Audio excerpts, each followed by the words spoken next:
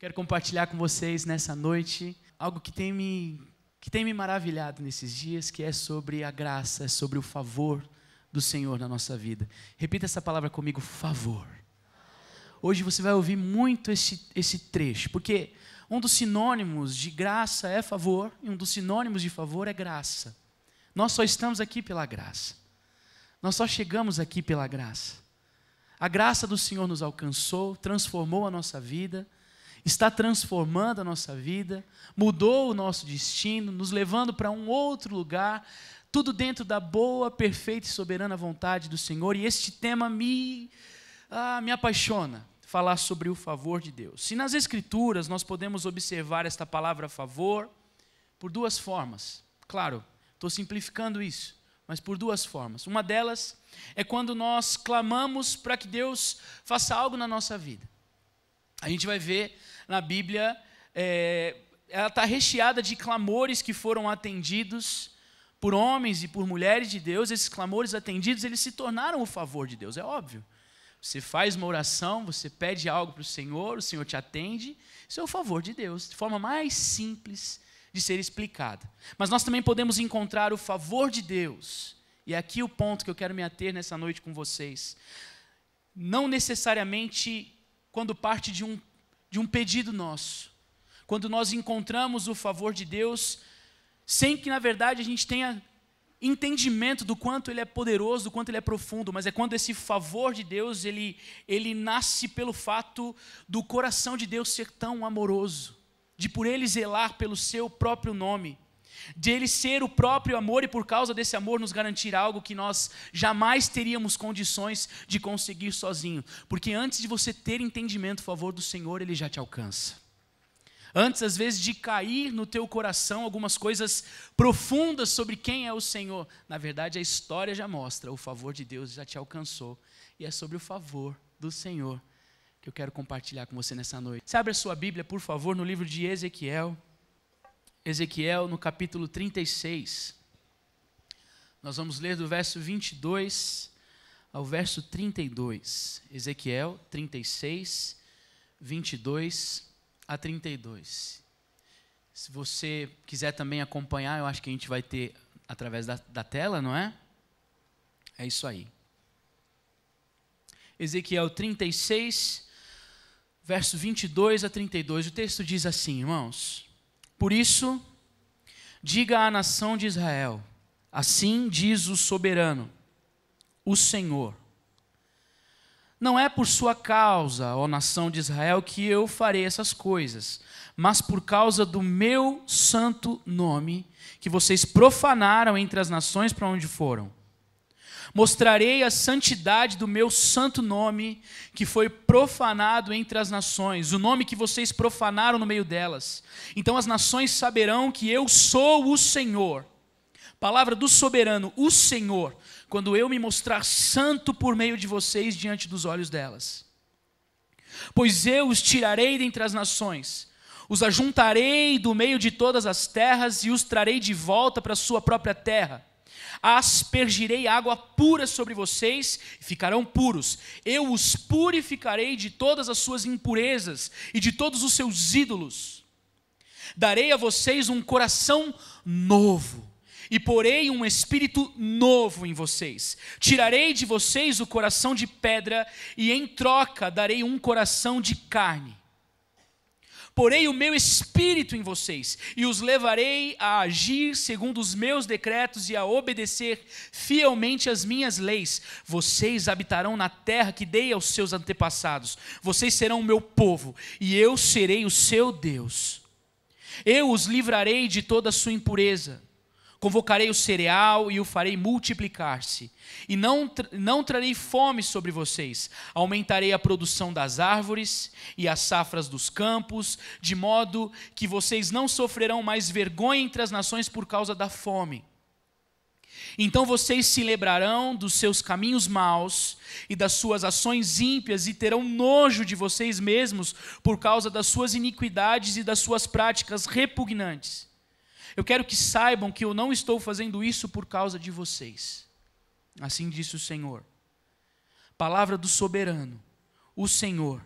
Envergonhe-se e humilhem-se por causa da sua conduta, ó nação de Israel. É um texto com palavras duras. Aqui o Senhor usa o profeta com palavras muito duras. E este profeta se levanta como voz de Deus. Isso é a voz de Deus.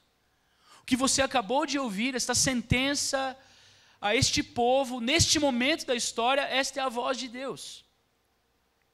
E a voz de Deus fala a um povo que havia sido tirado à força da sua própria terra. É isto que está acontecendo aqui. Este povo que ouve estas palavras duras, ele já foi tirado à força da sua própria terra. E neste momento da história, eles romperam a sua fé em Deus. O povo que via e viu o que Deus tinha poder e capacidade para fazer, este povo um dia rompeu a sua fé em Deus. Mas quem é este profeta? Este profeta Ezequiel. O nome dele tem um significado que já nos serve bastante de argumento para esta mensagem dessa noite. Porque o nome de Ezequiel significa Deus fortalece, ou melhor, que Deus fortaleça. Mas aqui, até onde a gente está, depois de ler esse texto, e depois dessa introdução falando sobre o nome de Ezequiel, ele fala como voz de Deus, representante de Deus, de fato, aquilo que o Senhor queria comunicar verdadeiramente. Ele fala a um povo que estava distante de Deus. Ele se comunica dessa forma a um povo que rompeu com o seu relacionamento com Deus. Mas embora esse povo estivesse distante de Deus, quando ele direciona estas palavras, ele faz isso através de profecias que vão revelar, na verdade, também o quanto Deus é santo. Enquanto ele vai dizendo essas coisas acerca as promessas, enquanto ele declara aquilo que ainda vai acontecer, que talvez para aqueles homens e para aquelas mulheres naquele tempo fosse difícil de entender, ele está falando também sobre o quanto Deus é santo, e por isso ele estava falando o que estava falando. E o seu objetivo principal aqui era restaurar a glória de Deus ao povo que tinha desprezado a glória de Deus diante das nações. Acontece que ainda que este povo estivesse voltado as costas para Deus, o bem-estar deste povo ainda estava sob a responsabilidade do Deus que eles abandonaram. Está me entendendo? Eles haviam rompido com o Senhor, eles ouviram estas duras palavras, mas para que eles sobrevivessem, para que eles pudessem respirar, para que eles tivessem o que comer, eles ainda dependiam da bondade desse Deus que se apresentava como santo. Você não precisa abrir a sua Bíblia, mas veja como Deus falava com eles neste momento. Lá no capítulo 18, Deus vai dizer assim em algum determinado momento: por que vocês haveriam de morrer, ó casa de Israel? Eu não tenho prazer na morte de ninguém, diz o Senhor. Portanto, convertam-se e vivam. As palavras do Senhor eram duras. Por vezes as palavras do Senhor, elas são duras, mas elas trazem conserto. Elas nos alinham. Elas nos colocam no nosso lugar. Se nós fizermos uma leitura deste livro, nós vamos perceber que, por vezes, essa linguagem, que eu estou usando esse termo, essa linguagem dura do profeta, ela acontece em vários momentos. E eu acho interessante o fato de que hoje nós chamamos a muitos, por vezes, de profeta. Mas eu amo os exemplos proféticos da Bíblia. Porque o exemplo profético da Bíblia, ele fala ao povo.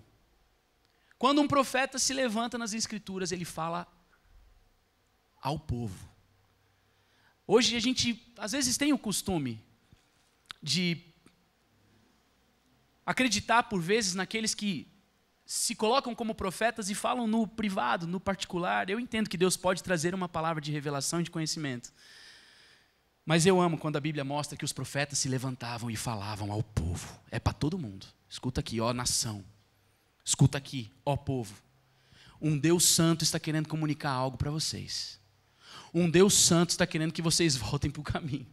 Um Deus santo está querendo falar algo que é de extrema importância, que vocês precisam ouvir. E aqui, na vida deste profeta, há um entendimento profundo que ele teve da natureza sórdida e má que este povo estava vivendo naquele momento, e que eles precisavam se arrepender, e que a glória do Senhor precisava ser restaurada. Deus deu promessas. Deus usou este homem e trouxe promessas concretas, promessas que talvez eles não imaginavam naquele tempo como isso poderia se cumprir. A promessa de Deus nos tempos de Ezequiel era de que uma água fresca e pura viria sobre eles, isto é, homens impuros se tornariam homens puros. Um povo impuro viria a ser purificado.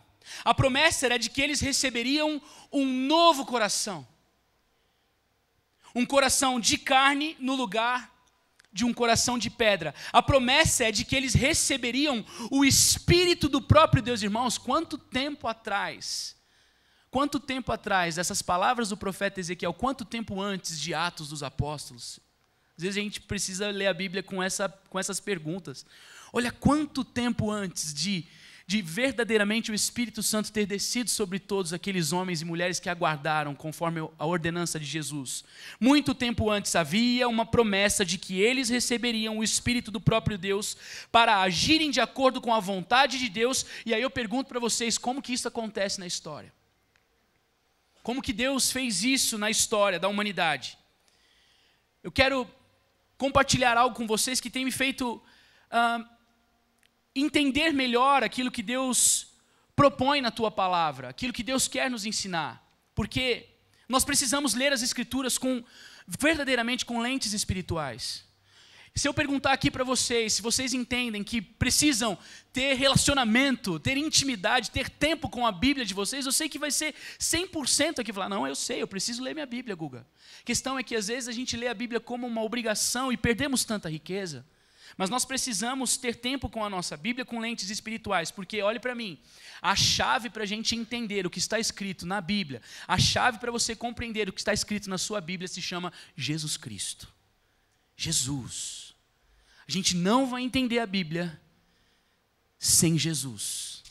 Jesus é a explicação das Escrituras. De Gênesis a Apocalipse nós encontramos o amor restaurador e misericordioso de Deus. Mesmo diante aqui de um povo com o coração endurecido.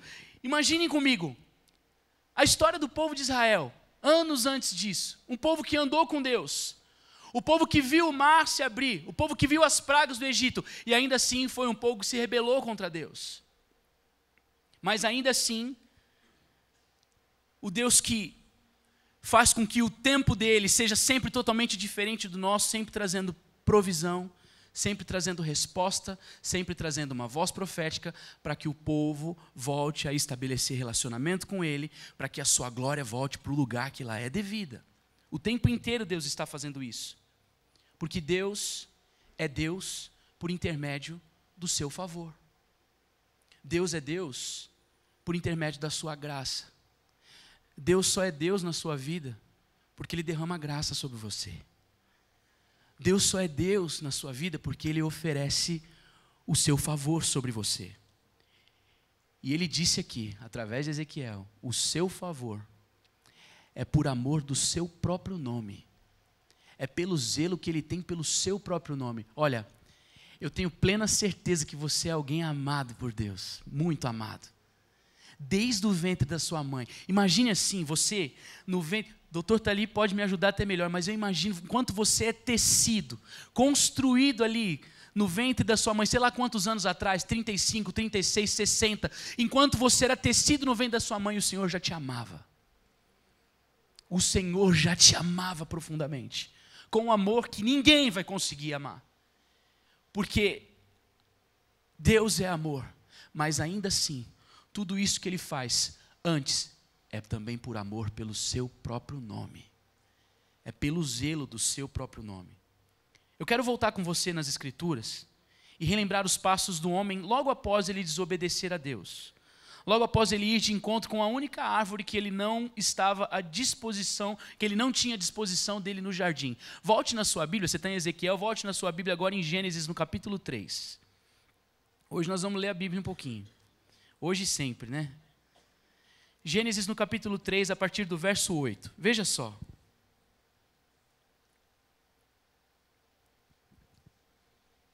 Gênesis 3, 8. Ouvindo o homem e sua mulher os passos do Senhor Deus, que andava pelo jardim, quando soprava a brisa do dia, esconderam-se da presença do Senhor Deus entre as árvores do jardim. Mas o Senhor Deus chamou o homem e perguntou: onde você está? E ele respondeu: ouvi teus passos no jardim e fiquei com medo porque eu estava nu, por isso me escondi. Aqui a coisa já tinha acontecido, irmãos. Aqui, desculpa o termo, a vaca já tinha ido para o brejo. Aqui a gente sofre as consequências disso aqui até hoje. E essa é a resposta que ele deu. Ouvi os teus passos no jardim, fiquei com medo, porque eu estava nu, por isso me escondi. E Deus perguntou: quem disse que você estava nu? Você comeu do fruto da árvore, da qual eu proibi de comer? E o homem disse: foi a mulher que me deste por companheira, que me deu do fruto da árvore e eu a comi. Sempre a gente coloca alguém no lugar, né? A gente sempre gosta de terceirizar a culpa. O Senhor Deus perguntou então à mulher: o que foi que você fez? E ela respondeu: a serpente me enganou. Mais uma culpa, outra pessoa recebendo a culpa aqui, claro, né? A gente sabe disso aqui. Serpente maligna, nós a odiamos profundamente. Então o Senhor Deus declarou à serpente: uma vez que você fez isso, preste bem atenção agora. Uma vez que você fez isso, maldito é você entre todos os rebanhos domésticos e entre todos os animais selvagens. Sobre o seu ventre você rastejará e pó comerá todos os dias da sua vida. Porém, inimizade entre você e a mulher, entre a sua descendência e o descendente dela. Este ferirá a sua cabeça e você lhe ferirá o calcanhar. À mulher, são algumas sentenças que Deus está dando aqui. À mulher ele declarou: eu multiplicarei grandemente o seu sofrimento na gravidez. Com sofrimento você dará à luz filhos. Seu desejo será para o seu marido e ele a dominará. E ao homem declarou: visto que você deu ouvidos à mulher e comeu do fruto da árvore da qual eu ordenei a você que não comesse, maldita é a terra por sua causa. Já pensou? Com sofrimento você se alimentará dela todos os dias da sua vida. Ela lhe dará espinhos e ervas daninhas e você terá que alimentar-se das plantas do campo. Com o suor do seu rosto você comerá o seu pão, até que volte à terra, visto que dela você foi tirado, porque você é pó e vai voltar para o pó. Adão deu à sua mulher o nome de Eva, pois ela seria a mãe de toda a humanidade. O Senhor Deus fez, aqui é maravilhoso, e o Senhor Deus fez roupas de pele e com elas vestiu Adão e sua mulher. Que relação tem a história da queda com o povo lá, onde Deus se levanta e fala com eles lá do tempo de Ezequiel? Vamos lá. A relação primeira, para você conectar comigo aqui, é que a provisão de Deus já aparece neste retrato trágico da queda que mudaria tudo na nossa vida. Deixa eu te lembrar, esse retrato que você acabou de ler mudou a história da nossa vida. Mudou tudo. A queda do homem, ela mudou a nossa forma de se relacionar com Deus. Antes o homem, ele tinha um encontro como eu estou tendo com vocês aqui. O homem tinha um acesso direto a Deus. E amava que na viração do dia tinha esse encontro. O homem, ele, vou usar uma palavra ruim, mas ele geria tudo aquilo que Deus havia criado. Mas por causa do pecado, por causa da queda, o nosso relacionamento com Deus foi afetado. O homem sai do jardim. O homem sai da presença. Por causa da queda, a nossa forma de nos relacionarmos uns com os outros, ela foi afetada. Já começou ali no Éden. Foi a mulher que você me deu. Já começou o problema ali. Por causa disso, nós vamos ter problemas até que Jesus volte, até que todos sejam restaurados, até que todos sejamos cheios de Jesus, vai ter gente com problema de relacionamento. Porque por causa da queda, o nosso relacionamento uns com os outros, ele foi afetado. Por causa da queda, até o nosso relacionamento com a natureza foi afetado. Até a forma com que nós lidamos com a criação. A vergonha do pecado, de início, ela já faz com que o homem se esconda de Deus. E foi o que aconteceu aqui. Adão se escondeu de Deus. Mas Deus, já tão rico em misericórdia, ainda que diante de decretos tão marcantes, tão significativos, tão sérios, com consequências que nós provamos até hoje, Deus, ele faz, e aqui no verso 21 foi o que nós lemos, Deus, ele faz pele e veste Adão e Eva, que estavam nus e com vergonha. O detalhe aqui que vai soar por toda a Escritura, e você precisa ter bem claro isso no seu coração, meu irmão e minha irmã.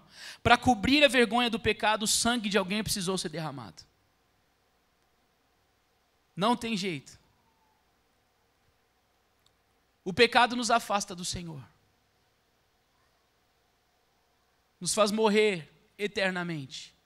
E para cobrir a vergonha do pecado, ainda que lá no Gênesis, o sangue de alguém precisou ser derramado, a pele de alguém precisou virar roupa para Adão e para Eva. Por isso que nós precisamos entender verdadeiramente que Cristo é a chave que nos faz entender as Escrituras. Diga comigo, Jesus Cristo. Feche seus olhos e diga, Jesus Cristo, me faça entender quem Tu és, a Tua graça e o Teu favor. Quando se fecham os portões do Éden, pode abrir os olhos e olhar para mim. Quando se fecham os portões do Éden, Deus revela à humanidade que o pecado tem consequências muito graves.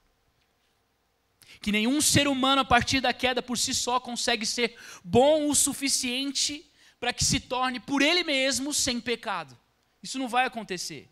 Nós fomos gerados em pecado. Nós somos gerados em pecado, gerados de uma forma que se nada acontecer, vou dizer dessa forma, se nada acontecer nós nos tornamos inimigos de Deus. Se nada acontecer nós estaremos afastados de Deus para sempre. Afastados de Deus assim como aqueles homens e mulheres nos dias de Ezequiel, que ouviram aquelas promessas do Senhor. O mesmo Deus que com o sacrifício e a pele de algum animal, ele cobriu a nudez do primeiro homem, é o mesmo Deus que ali no livro de Ezequiel, ele vai prometer água pura, ele vai prometer um novo coração e vai prometer o seu próprio espírito para aqueles homens. Quando aquilo ia se cumprir? Mas a promessa está lá. Foi prometido. Um dia aquilo iria acontecer. Porque Jesus é a chave para que a gente entenda as Escrituras. Jesus é o favor de Deus, ainda que as palavras cheguem à nossa boca. Foi por intermédio de Jesus que se cumpriram estas profecias. Foi por intermédio de Jesus que, sendo a própria água, se ofereceu.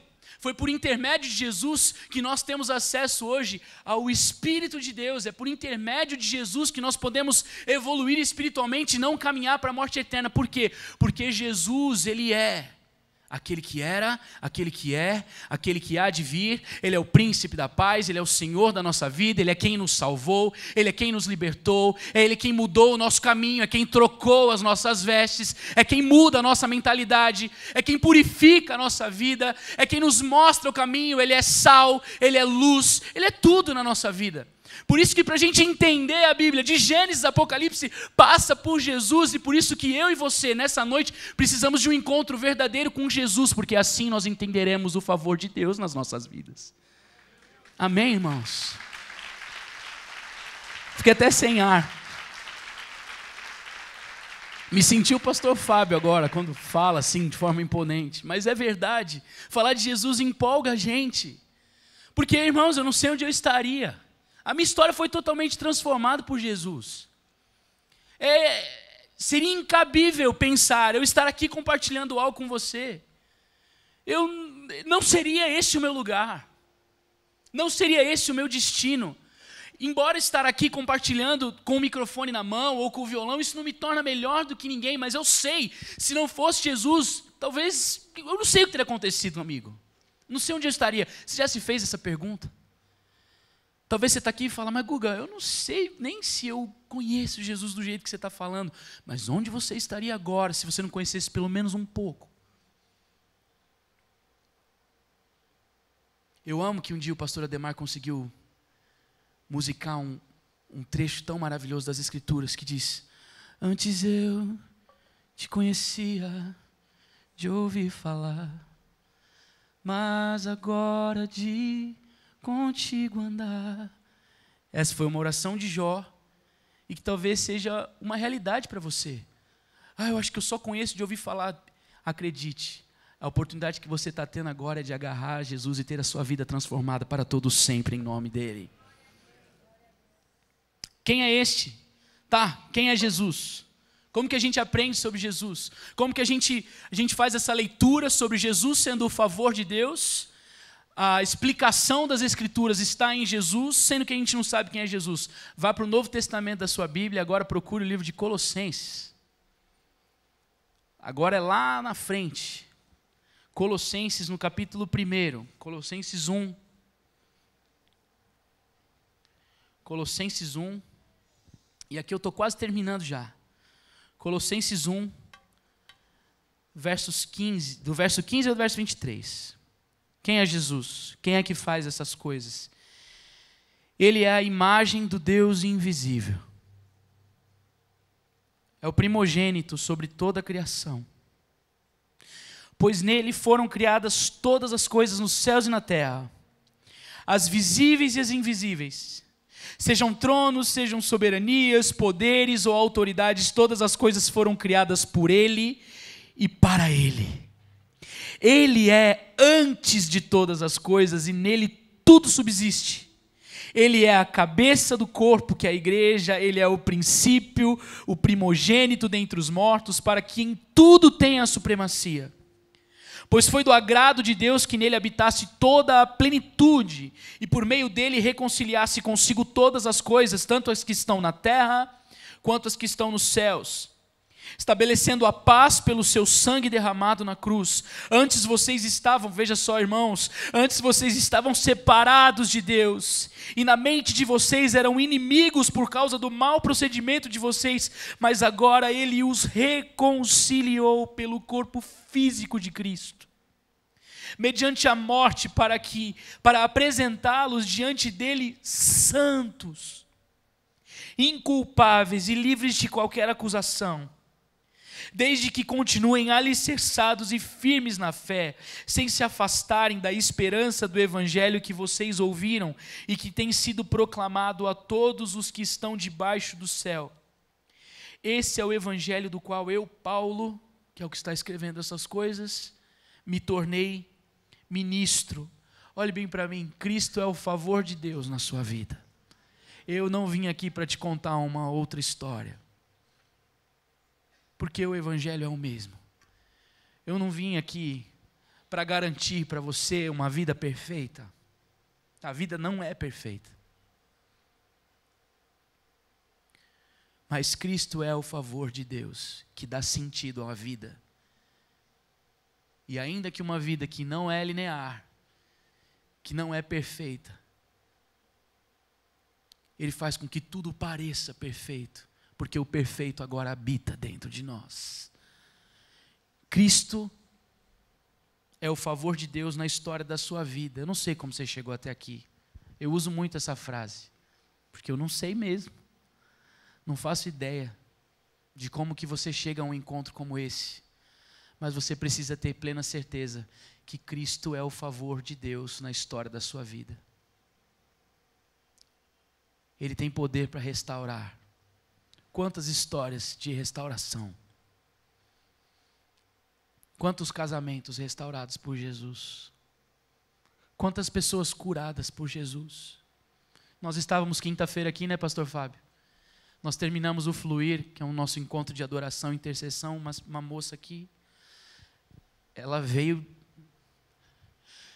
eu cheguei a esta igreja hoje, a minha boca estava cheia de afta, eu não estava conseguindo falar direito, e enquanto nós estávamos adorando, minha boca está limpa, eu fui curada por Jesus aqui.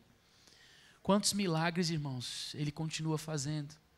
Eu não sei aonde que você precisa de um toque restaurador, mas Jesus Cristo é o mesmo ontem, hoje e será para todo sempre o favor de Deus para a história da sua vida.